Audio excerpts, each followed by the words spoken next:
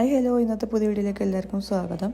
ഇന്ന് പുതിയതായിട്ട് നിർമ്മിക്കുന്ന വീടുകളിലൊക്കെ കോട്ടിയാടുകൾ കാണാറുണ്ട്. പലർക്കും കോട്ടിയാടുകൾ ഭയങ്കര ഇഷ്ടമാണ്. എന്നാൽ അത്തരത്തിൽ കോട്ടിയാടുകൾ നിർമ്മിക്കുന്ന സമയത്ത് അതിന് കുറേ നല്ല വശങ്ങളും അതുപോലെ തന്നെ മോശം വശങ്ങളൊക്കെ ഉണ്ട്.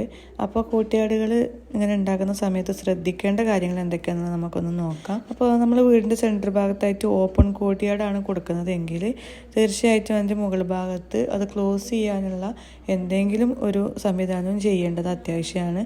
ഇല്ലാന്നുണ്ടെങ്കിൽ മഴ പെയ്യുന്ന സമയത്ത് നല്ല രീതിയിൽ വെള്ളം ഉള്ളിലേക്ക് വരികയും അത് ഈ ഒരു കോട്ടിയാടിൻ്റെ സെൻറ്ററിലേക്ക് വരുന്നതിൻ്റെ പുറമെ അതൊന്ന് തെറിച്ചിട്ട് 4 ഭാഗങ്ങളിലേക്കൊക്കെ ചിന്നിട്ട് അവിടെയൊക്കെ നിറയെ വെള്ളം ആവുന്നൊരവസ്ഥ വരാറുണ്ട്.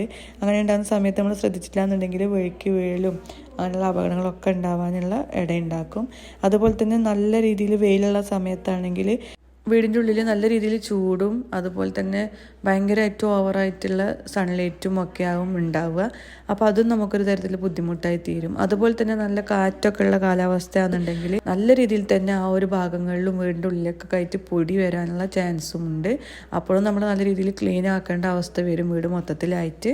നമ്മൾ ഇഷ്ടത്തോടെ തന്നെയാണെങ്കിലും കോട്ടിയാടുകൾ ഉണ്ടാക്കുന്ന സമയത്ത് അതിൻ്റെ നല്ല വശങ്ങളും മോശം വശങ്ങളൊക്കെ ഒന്ന് ശ്രദ്ധിച്ചതിന് ശേഷം മാത്രം കോട്ടിയാടുകൾ ഉണ്ടാക്കാൻ വേണ്ടിയിട്ട് ശ്രദ്ധിക്കുക. അപ്പോൾ വീഡിയോ ഇഷ്ടപ്പെട്ടാൽ ചാനൽ സബ്സ്ക്രൈബ് ചെയ്യാൻ മറക്കരുത്. നല്ലൊരു വീഡിയോ ആയിട്ട് വീണ്ടും കാണാം. താങ്ക്